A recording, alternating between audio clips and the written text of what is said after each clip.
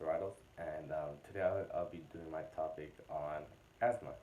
So, for my first slide, I say what is asthma, because a lot of people who may know what asthma is, but may not know what it is. You get me?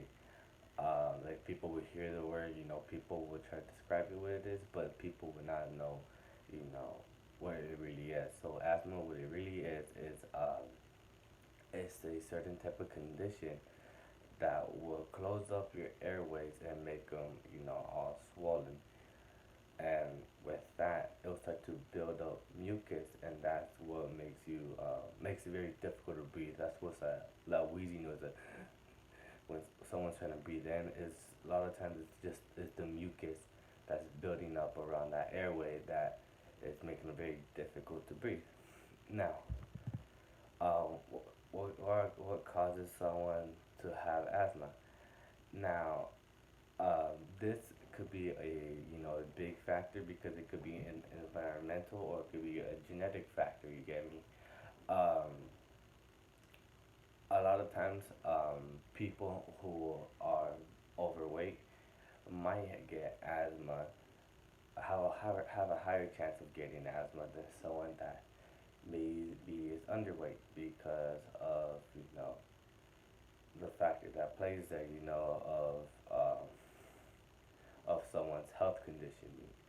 So, but a lot of times, a lot of causes that you might have, is when you have the flu. That's a big that's also a big symptom at times is the flu when the wheezing comes out. You will most likely have asthma. Now, what are some signs and symptoms for asthma? Um, some common signs are shortness of breath, of course, chest tightness, a wheezing noise. When you're trying to inhale, they're trying to breathe, but it's just the mucus that's not letting them. Then, trouble sleeping, with coughing, wheezing, and then, um,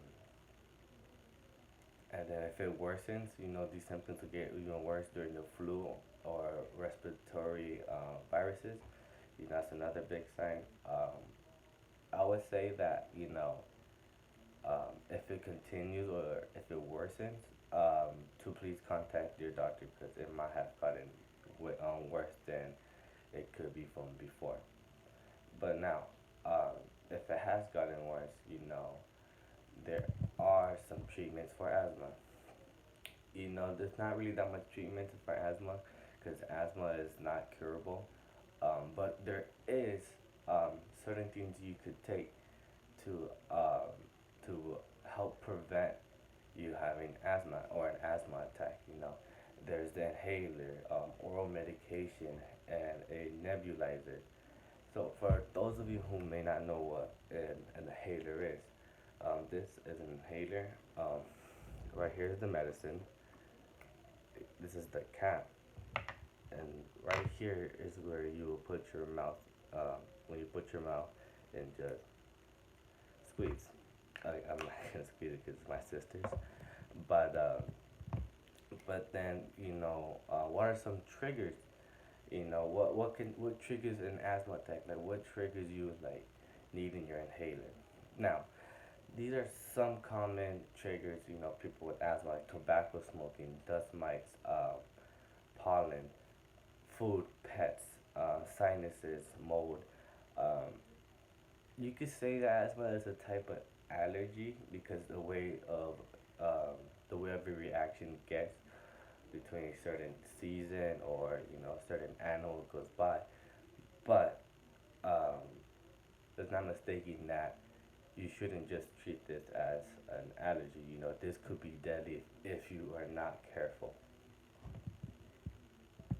Now, what if you have an asthma attack without an inhaler? Now, this is very very important because maybe you're in a rush. You leave the house and you forget your inhaler, you forget your nebulizer, you forget something to help you breathe. Now, if you're in that situation, and you have an asthma attack between so something triggered it, First, sit up straight and bend forward to help construct the breathing, like help you breathe in even more. Just and then take long deep breaths, just to prevent hyperventilation.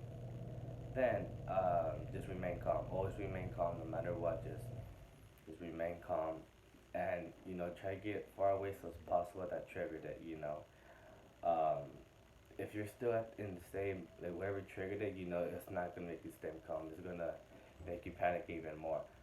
Then you go, you get emergency help, because if you don't really take care of yourself, you could, pass out or die because you're not breathing in. And then in conclusion, always remember these simple steps of asthma. I know I didn't go into a lot of more details. I will be handing out a pamphlet that will have a little more details about asthma than this presentation, but this presentation will help you prevent from having an asthma attack, and it'll kind of describe what it is. Now, before I go, I want to show you how to use an inhaler. So the first thing you do is take out the cap and you look inside to make sure just make sure it's clear, clear and clear. Then you blow in to clear out any just residue or anything you see, Then you shake it hard. You put your mouth tightly around the cap and then you squeeze.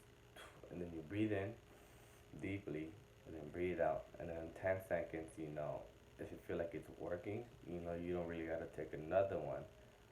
But, if you don't see a certain change, then you contact your doctor or whoever prescribed you the inhaler.